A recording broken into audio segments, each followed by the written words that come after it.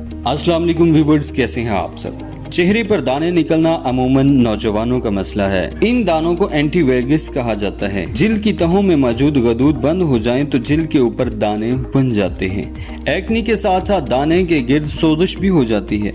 अक्सर दानों में पीप भर जाती है और दर्द भी रहता है।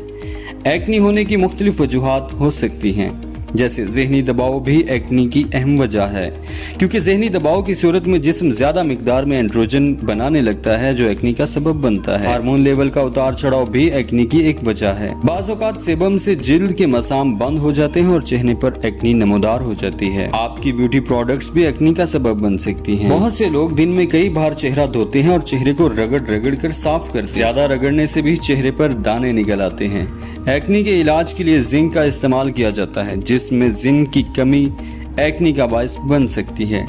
ख़वातीन में बहुत ज़्यादा एक्नी के साथ वज़न बढ़ने लगे तो ये पॉलिसिस्टिक ओवरी की निशानी है।